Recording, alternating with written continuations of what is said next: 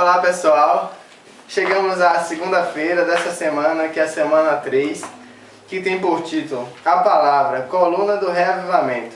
O verso para memorizar: pleitei a minha causa e livra-me, vivifica-me segundo a tua palavra. Salmo 119, 154. Então, a lição de hoje, de adultos, vai ver com o título Poder Criativo da Palavra. E vai nos trazendo até uma pergunta interessante, como por exemplo, por que o conselho de Deus, ou por que a palavra de Deus é mais importante do que a palavra de um sábio? Por que o conselho de Deus, um conselho de Jesus é mais importante para você do que a palavra da sua mãe, por exemplo, cara? Se ela te der um conselho, você pode pegar a Bíblia aí e ler um dos motivos por que a palavra de Deus é mais importante. Ele vai ler 2 Timóteo 3,16.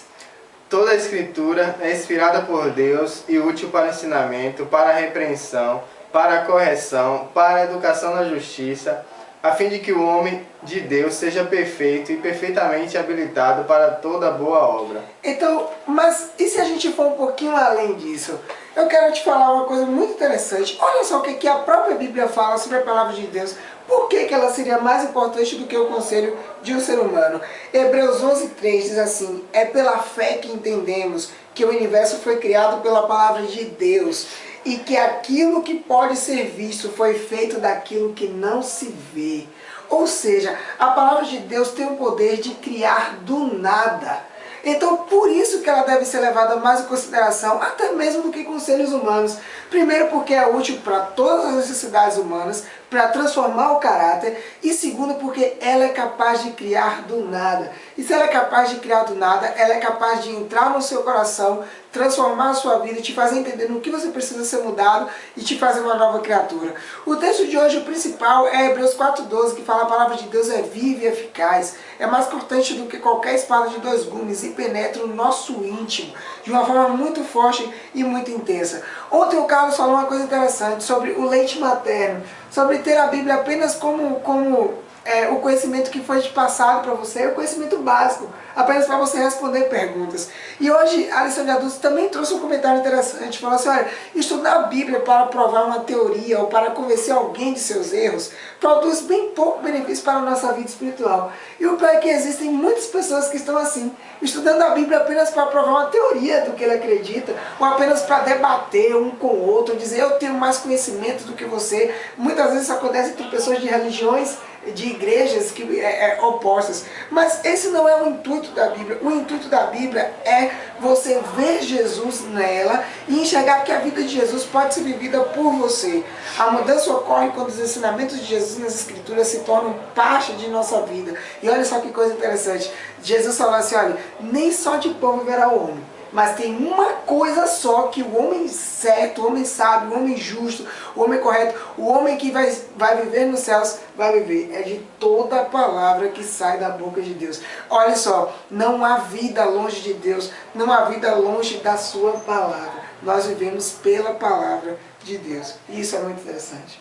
A lição de jovens tem por título Propaganda, alma do negócio. Diante da sociedade que vivemos, nós vemos que a indústria, com o intuito de fazer com que sejam feitas as vendas, com o intuito de lucrar através disso, tem trabalhado muito em cima do marketing, do merchandising, trazendo a todo momento produtos com promessas de que irá satisfazer isso, satisfazer aquilo, com o intuito até de mostrar que você não pode sobreviver sem aquelas coisas. Mas a propaganda nem sempre corresponde à realidade. Então nós vemos que a sociedade tem trazido muitas mentiras como se fossem verdades.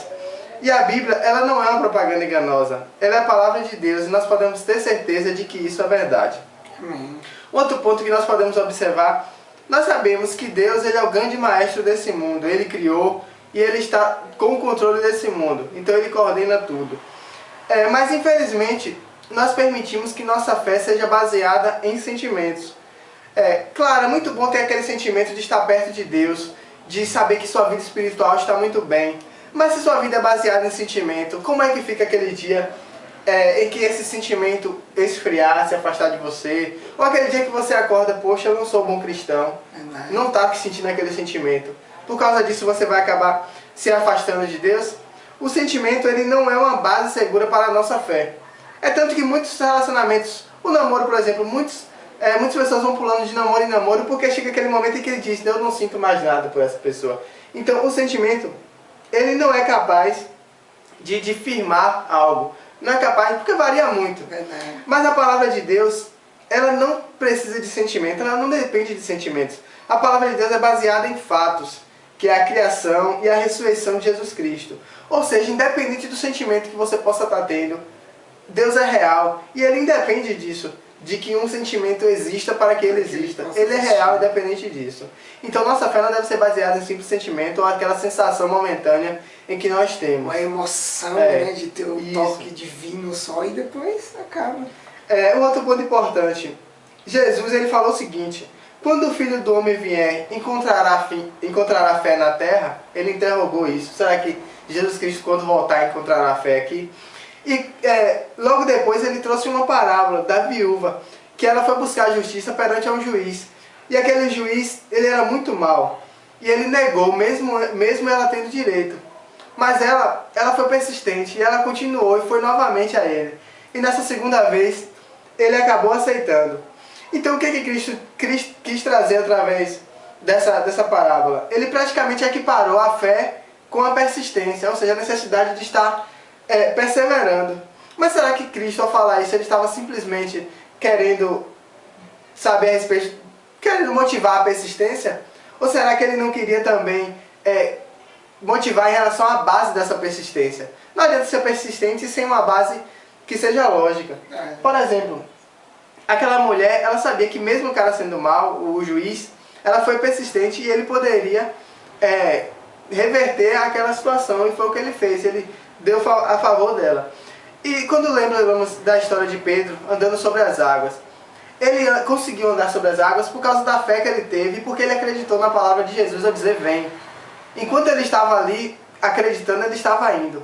Mas chegou um momento que vieram aquelas propagandas falsas, aquelas falsas promessas, os ventos, vieram as ondas e começaram a desviar a atenção dele. Verdade. E com isso ele começou a afundar.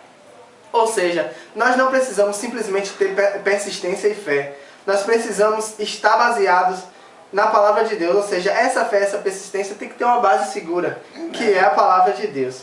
E para concluir essa lição, tem outro ponto importante que Deus quer que nós confiemos nele como um alpinista confia na corda ao descer um penhasco. Muitas pessoas, muitos de nós... Que boa comparação, né? Muitos de nós temos medo de que a nossa corda espiritual acabe rompendo, que não tenha sentido algum tudo que a gente faça. Mas, assim como o alpinista, para ter confiança naquela corda, ele precisa descer aquele penhasco. E nós hoje precisamos pular penhasco abaixo com a nossa corda espiritual. Nós precisamos ter essa experiência com Deus para nós termos a certeza de que essa corda conseguirá suportar. E isso exige fé. Nós precisamos manter o contato íntimo com Deus para que nossas experiências venham fortalecer nossa fé. E o engraçado é que a fé está totalmente voltada à Bíblia, né? A fé vem pelo ouvir a palavra de Deus. Então isso vai fazer com que nós nos joguemos na corda de Deus, desde que Ele confiemos nossa vida a Ele, né? Para concluir, Cristo quer que nós confiemos nele, mas não quer que nós confiemos nele através da fé do meu amigo, através da religião que meu pai prega, através do que meu professor falou. Ele quer que nós confiemos nele através das nossas experiências. Então que nós possamos estar conhecendo a Deus através da Bíblia, através da oração, para que nossas experiências venham estar fortalecendo a nossa fé. E é esse fortalecimento que contribuirá para que nós estejamos no céu, né? Então que nós possamos estar estudando a palavra de Deus. Amém. É isso aí, pessoal. Até amanhã.